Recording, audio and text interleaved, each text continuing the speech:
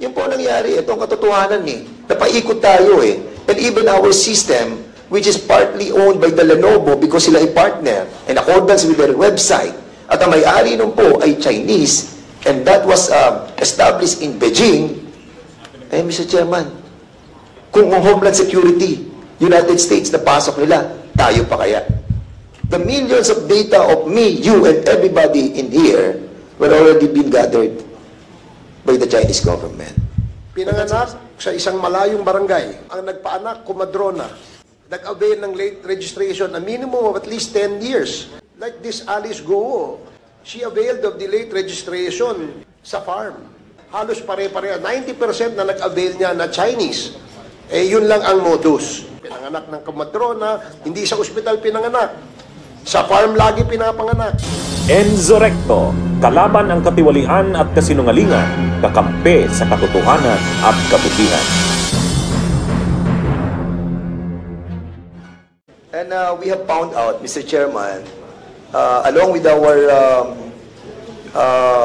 questioning in the last hearing, that the PSA have contracted a private company in the name of Unisys.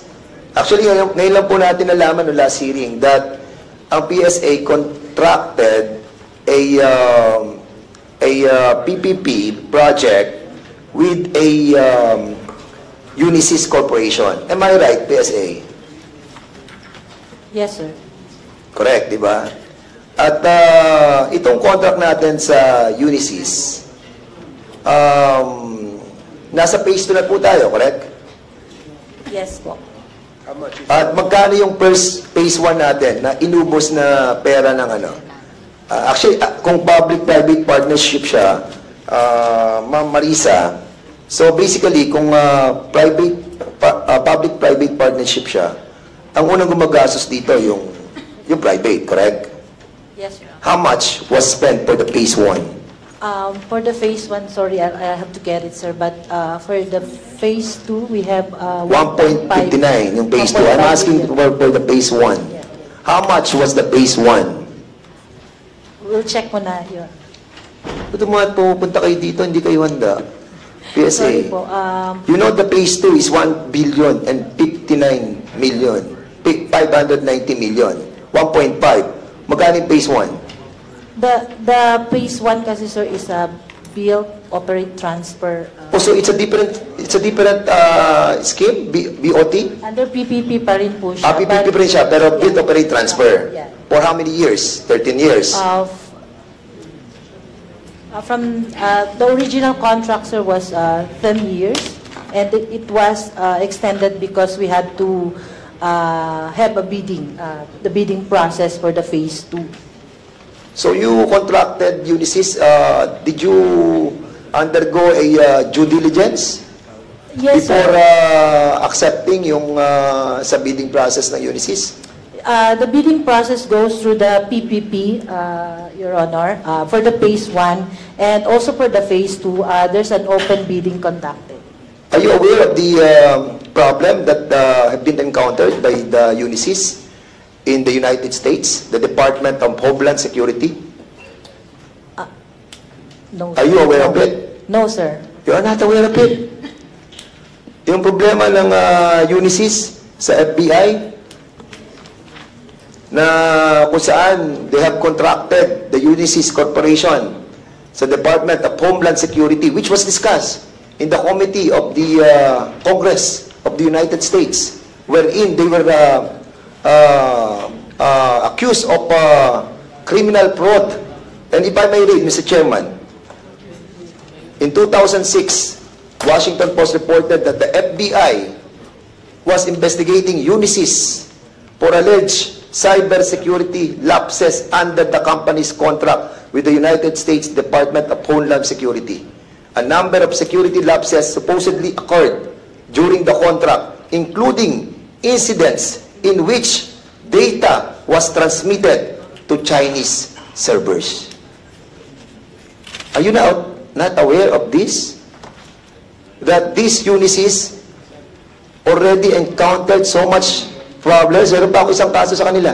Unisys also. And you contacted and contracted with this Unisys Corporation. 150 computers, according to FBI, were transferred to the Chinese government. All the data of the Department of Homeland Security. Are you not aware of this?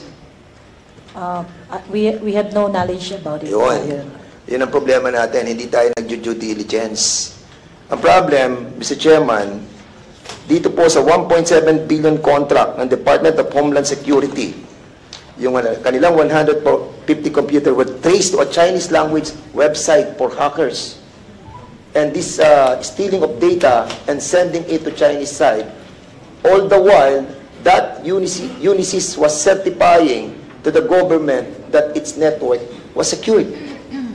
So kung Department of Homeland Security, ang kanilang mga data ay nanakaw ng Chinese government, what more? Ang Philippine government. Unisys, are you aware of this problem that was encountered by your company? Good morning, Mr. Chair. Yes. No, I'm not aware about that. You are not aware. You are from the Unisys, I am from Unisys Managed Services Corporation. He's the president. and you are the president. Yes. Hindi mo alam itong naging problema ng korporasyon ninyo? No, I'm not aware about that. And you are not aware also of the Washington Post na pinag-imbestigahan sa committee ng Department of Homeland Security ni Representative certain Jim Lunchbin, I think from Illinois, that ang contractor ng Homeland Security na Unisys accused of overbilling their customers. And in accordance with your Glassdoor salaries of the Unisys in the Philippines, meron dito IT service desk analyst na kumikita o sinusweldohan nyo ng 324,000 to 420,000. Is this correct? President ng Unisys. I'm not aware. Website nyo to, brother, ha? Yeah. Yes. Mabanggitin ko isa-isa. Okay. If I may, Congressman Fernandez, the issue is equally as important as the issue that we're tackling today. This is about drugs. And that issue, as I stated, is equally important. Maybe we can, may I Summarize. ask your indulgence that we Yeah. just tackle this in the other matters. I will abbreviate, Mr. Chairman. Please, okay. Para for the... You're given the... abbreviate ko na lang, Mr. Chairman. The reason why I'm trying to explore this issue is because yung Unisys po, Mr. Chairman, I was about to go there. During that time, they were accused by the Department of Homeland Security of having a criminal fraud and transferring all the data to the Chinese government. Documented to. And now, nasa taon po tayo ng 2024. Kasi, ang Unisys po is in partnership with Lenovo. Are you aware of this, that you are in partnership with Lenovo? Ang Unisys? Tatapusin ko na po ito, Mr. Chairman. Because, Please wrap up, Fernandez. and the reason why I'm trying to tell this, Mr. Chairman, that the Unisys is in partnership with Lenovo because Lenovo is a Chinese computer company. At yun ang ginagamit po ng ating digitalization, yung ating automation by the PSA. At kung ang ginagamit natin pong mga infrastructure, hardware, software, is under Lenovo, which is in partnership with Unisys, Mr. Chairman, all our data, hindi na tayo makakapag-complain. Nasa kanila na lahat. The millions of data of me, you, and everybody in here were already been gathered by the Chinese government. Pinanganak sa isang malayong barangay. Pangalawa, ang nagpaanak, kumadrona. Pangatlo, nag-avail ng late registration, a minimum of at least 10 years. 10 to, like this Alice Goo, she availed of the late registration 17 years after sa farm. Diba? And we all know that. Diba? So this is quite, this is in fact ridiculous, no? Na halos pare-pareho. 90% na nag-avail niya na Chinese. yun lang ang modus. Yun ang kanilang justification. Pinanganak ng komadrona, hindi sa ospital pinanganak. Sa farm lagi pinapanganak. Sa malayong lugar. So now that the TWG created by PSA as a result of our committee hearings has now made it difficult for anyone to avail of the late registration policy. Mr. Chair?